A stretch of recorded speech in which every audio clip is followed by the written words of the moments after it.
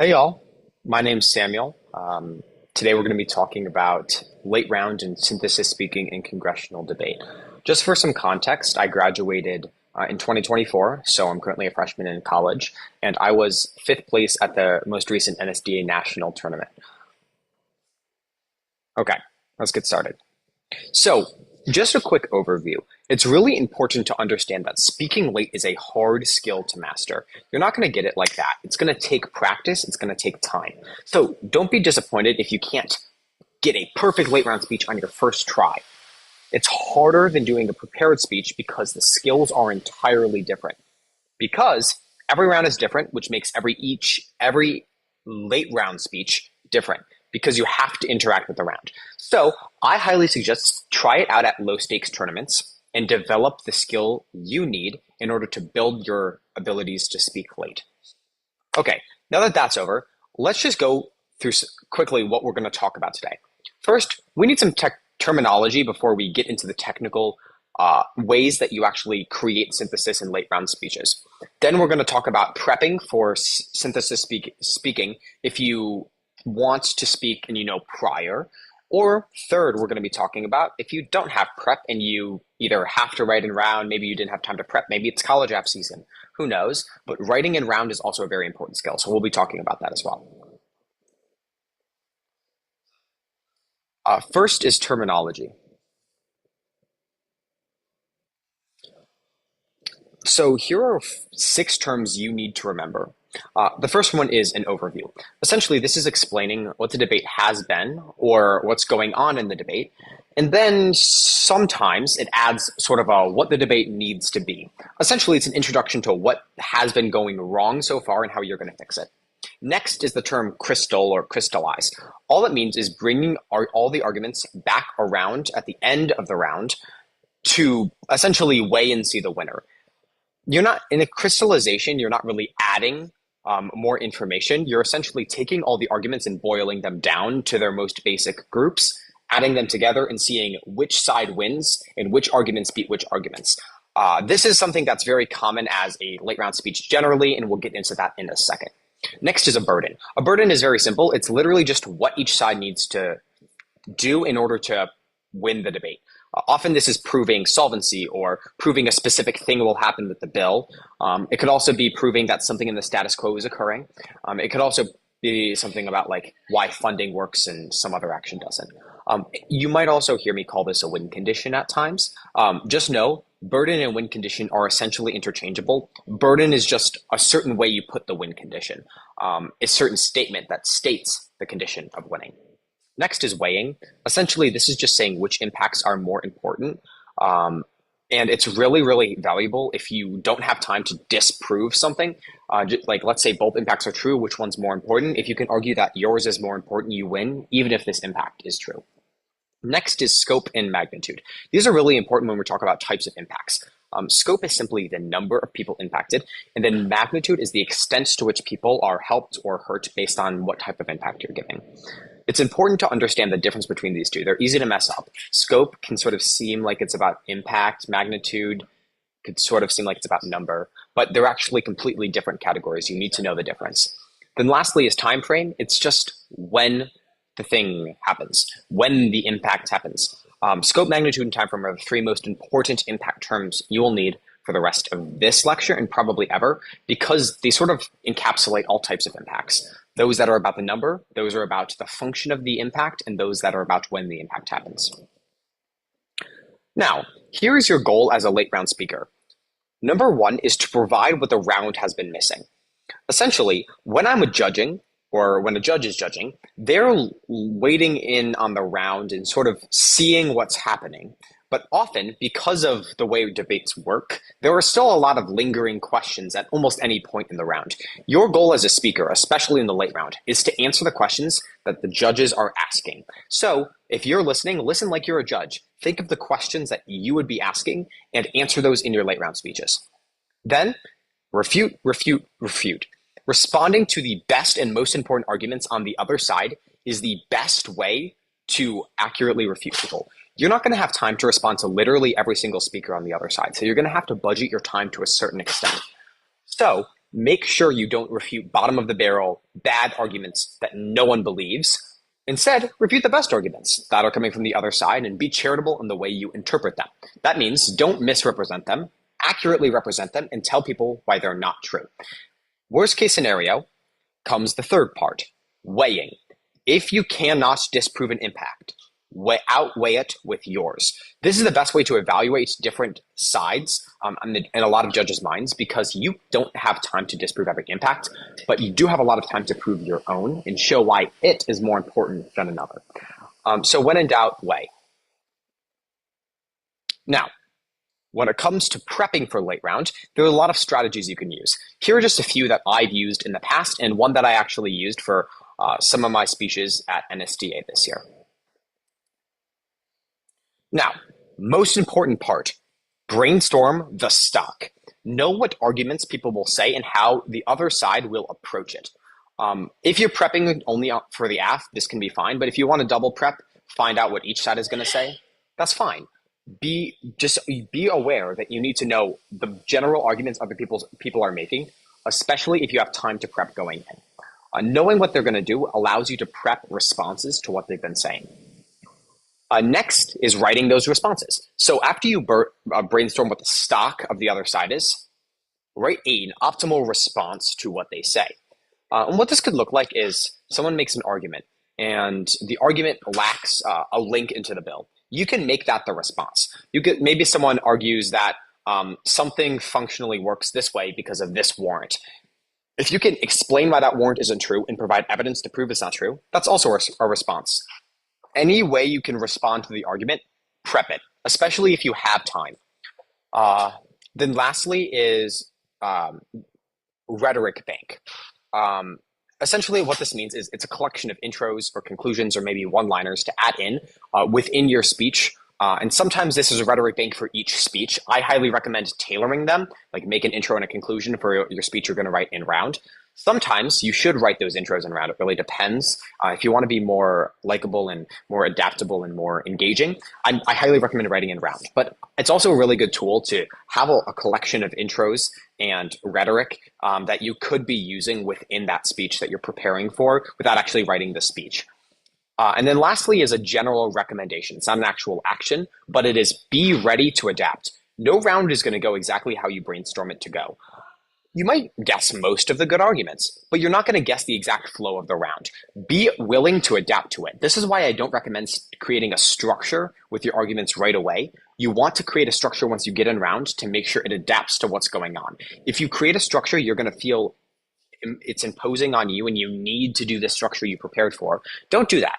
I recommend creating the arguments and creating the responses in an order that logically makes sense based on how the round is going. So here's just an example of some of my prep from Emory. It was about a bill to phase out wasteful carbon and enter renewables was the title of the bill. All you need to know is that it was essentially removing fracking and adding all of the subsidies from that into renewable energy. That's all the bill did. So I was writing for the AF, I believe. Let me check to make sure that's right. Yes, true. Okay, so I was writing for the affirmative. And you'll see at the top that I have a little tag of what I'm doing with this. So it'll say like defense and turn. So defense is an argument that doesn't actively create an impact, but rather says the other side is wrong. This does not build on my side. It just sort of takes down the other side. So what I did here is I created 3 responses for the argument about offshoring. So the affirmative will say offshoring will happen. My 3 responses were you can't just move a power plant and an oil rig. The assumption is that number 2 is the assumption that companies will have the incentive to leave the nation, but they don't provide subsidies over there either. So there's no benefit to them moving. And then like a quick note that the NEG has given no reason why offshoring offsets the loss of subsidies because it costs money to move offshore. And then third is it doesn't prove a comparative harm because I say that the current day will simply be preserved on the emissions front, but investment will still grow in the renewable sector. So at the very least, we're creating more opportunity for renewables because there needs to be something to fill the market in America, and we're investing in it actively with those subsidies under Section 1, which is better than the status quo because even if every single emission happens still, at least we're creating new technologies. Then next is a turn. Essentially, what a turn is saying that the argument someone else says actually comes to your side. So like the AF makes an argument I think is really on the neg, I can turn it. So this is defensive and offensive. And I think it's one of the most persuasive ways to win a round because it changes the way a judge is forced to look at that round. So for example, here I'm talking about the prices. A lot of people on the neg are probably going to argue prices will increase if you remove subsidies from fracking. I think that this argument is wrong because I can find a way to say that prices actually decrease. So essentially, the warrant I'm providing, if you want to look at this A bullet point, is that supply of energy must go down in order for prices to go up. If I can prove that that doesn't happen, then I'm chilling. That's essentially what I'm saying in that bullet point A. This is attacking their warrant. Their warrant is if supply goes down, then energy prices go up. If you just prove that warrant untrue, then it's your point. Then I have a piece of evidence that says that investing in clean energy reduces household energy costs by an average of $500 per year. But you don't want to just drop evidence as always. So here's the warrant for it. Because when green energy replaces fossil fuels, scarcity won't be an issue. Because while fossil fuels are non-renewable, renewables do not decrease in the amount of supply they have. This means renewables will ultimately reduce the costs and become a cheaper option for families. That's essentially the warrant. And then in the next part is essentially what I would say in round. Independently, this flips the arguments from these two people because the families who will have no energy in your world are far more likely to have energy when energy costs get cheaper on the AF. And then I have this is sort of like last part is a different response.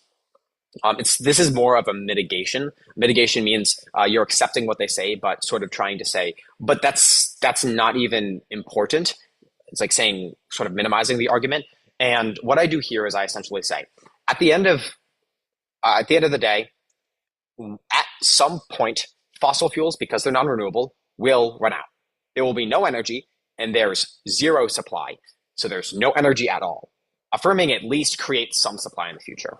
So this is a good way to turn an argument long term. And if you were following along with my explanation of scope, time frame, and magnitude, you'll see that a lot of what I'm saying in the second response is about time frame. Because in the second in the C bullet point, I'm essentially saying that at some point there will be zero supply. If we do not bite the bullet and get slightly increased costs now, then we'll have no energy in 30 years or whatever. If fossil fuels run out, we're cooked. That's essentially what I'm arguing. So it's important to plan for the long time frame. That's a time frame argument. And you can explicitly state that. But just keep in mind what type of argument you're making and know what to compare it to and how to speak about it. Right here, if someone says prices will increase by this amount, I'm not going to respond by saying, no, they're going to decrease by $500 per year. Because the argument I'm essentially really making is about the time frame. Because the time frame is what's important to me on the basis of energy prices, especially based on this last part I was talking about with that fossil fuels run out warrant. So this is sort of what my prep would look like for the average responsive speech that I'm creating. And I'd run two of those arguments. But keep in mind, I have more. If I want another argument, I have extra. Let's say no one makes the argument about price increases.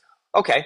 Or maybe no one makes the argument about offshoring. Okay, then I have some backup stuff. So here's another one. This is offense. It's purely an offensive argument. Essentially, I'm prepping this to bounce off of what someone else is saying instead of directly refuting it. So what I say is Representative X and Y tell you that companies will raise prices and make up for the losses in profit. But the business model won't work. Rather, they have to undercut their competitors and get ahead on the transition to green energy. So this is me creating a warrant that will sort of turn what they're saying and disprove that warrant of companies will have to raise prices, and instead making it a little bit different. And then I give some evidence about how for every dollar the fossil fuel industry loses, $3 is invested in renewable energy, etc. So this essentially is an argument that creates a climate change mitigation argument and proves that the transition will happen. This was something I used in round. I recall using this. And the reason why is because almost nobody actually proved that the transition will happen. Most people sort of just said it would. That's why I chose to use this. I was meeting what no one else in the round was doing. Now, lastly, I essentially wanted to just show you what my brainstorming looks like. At the end of the day, after I brainstorm everything, for all the bills that I did that day, I'll go through and I'll say what the stock offense and defense are, or offense and from each side are. And the stock offense for climate change is just, or for the AF here is just climate change is bad. Generally, it's pretty one-dimensional. There's not a ton of variation in this debate from the AF, and I was trying to provide that variation by proving things in a more granular manner. And then the neg stock offense is offshoring and consumer prices. I say two-dimensional debate because that's almost always the entire argument that people make, especially since the consumer prices argument has historically been pretty successful. I knew that was going to happen a lot. Then you can just see I wrote an intro for this. And would I use this intro again? I'm not sure. It worked for the time. It worked for the speech I wanted, and I broke from the round. But I just wanted to make sure I had something written in case I didn't come up with something in that round. Other times, you'll scrap it and you'll think of something better. That's sometimes just how it works. So hopefully this gives you a little bit of an idea of what prepping for that round looks like. Now, this is writing in round. Writing in round can be hard. Writing in round is non-optimal. Writing in round is something you should try and avoid. But maybe you don't have time that week, but you still want to go to the tournament. Maybe you want to build your skills in extemporaneous speaking, or maybe you just don't want to prep a bill, and it comes up and you couldn't get it off the docket. Well, then you're going to have to write in round. Everything I said before is still important. Remember those terms, those offense, defense, turn. Remember providing what the round isn't. You're just going to have to do it more on your feet, which makes it a little bit more difficult. Okay, so Breck says to have two pads. The reason for this is because you can do two things in order to stay engaged in the round. One is constantly write and modify and change, which can be difficult, or all on one pad. Or two, you can write and flow the round on one pad and then write your speech on the other.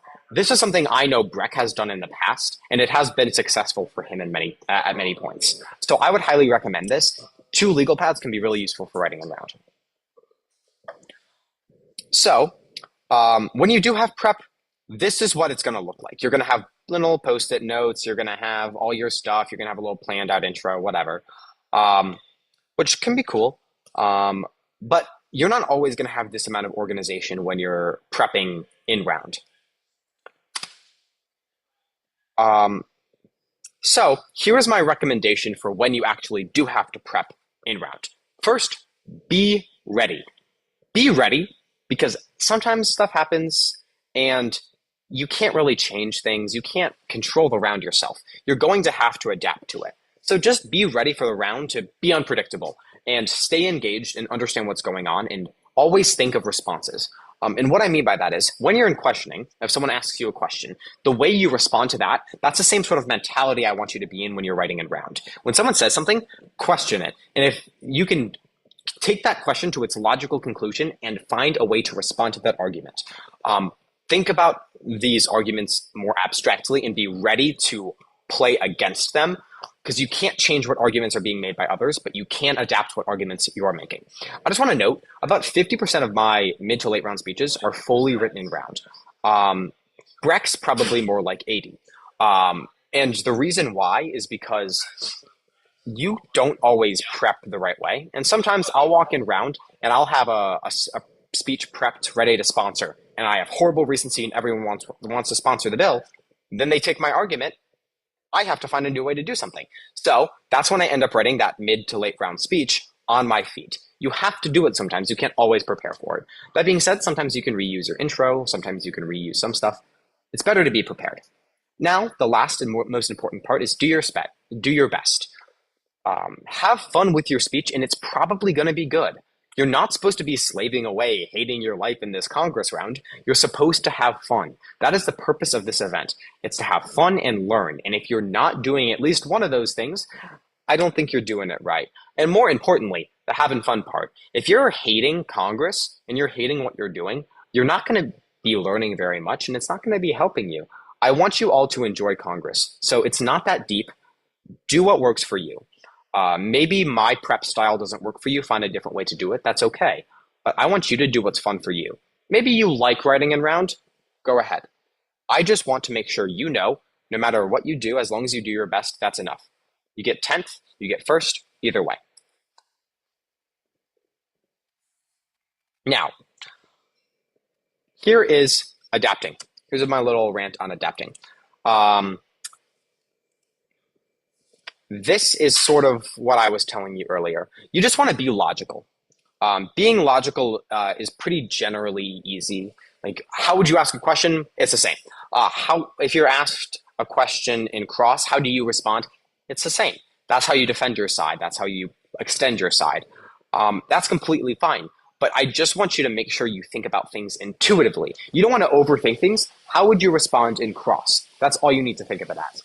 Then, when it comes to quick research, this is a harder thing to remember.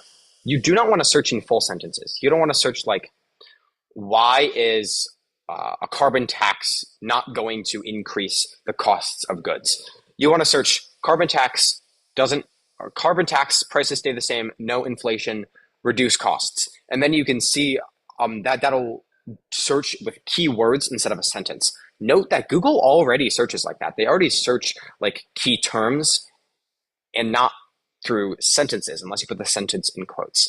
I'd highly recommend using key search terms and just throwing a bunch in there because it's far more likely to get you more results. And then you want to paraphrase evidence to post it. You don't need to scribble it word for word.